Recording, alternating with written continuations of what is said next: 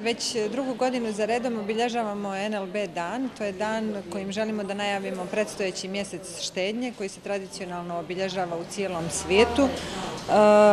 Trudimo se da taj dan u našim filijalima bude nešto malo svečaniji, da kažem, nego što je to uobičajeno kada je banka u pitanju i trudimo se da stvorimo neku atmosferu, naravno, koja će najviše biti prijemčiva našim najmlađim klijentima.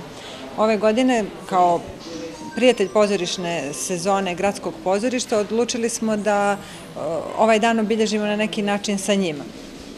Želimo najmlađima da prenesemo poruku da nije samo novac i da nije neophodno imati puno novca da bi se štedjelo, već da je to jedna navika koju treba i u drugim sferama života praktikovati.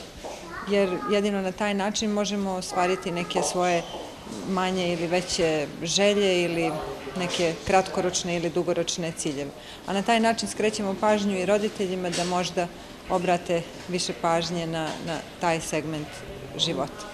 Kad se radi o navikama naših građana, ja bih rekla da svijest o tome svake godine je sve veća, što govore i neki dugoročni pokazatelji koje radi Centralna banka Crne Gore. Tako da trendovi su dobri, što svakako ohrabruje. Pa treba štedjeti zbog mnogo dobrih stvari koje možemo sebi u životu da priuštimo. Treba štedjeti za putovanja, treba štedjeti za nove stvari, treba štedjeti za mogućnost ulaganja u sebe i svoj napredak. Treba štedjeti za budućnost djece, treba štedjeti za pozorište, treba štedjeti. Prosto, ja bih negdje najviše štedjela da se pokrenu što više neke edukativne stvari u tom pravcu, više nego ove spoljne, profitne. Za nas je izuzetno važna NLB Montenegro banka kao prijatelj Gradskog pozorišta iz Podgorice, prijatelj pozorišne sezone 2013.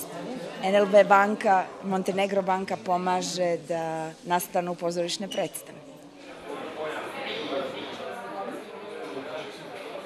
Da li štediš?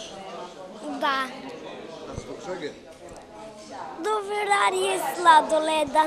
Ja štedim, imam svoju kasicu prasicu.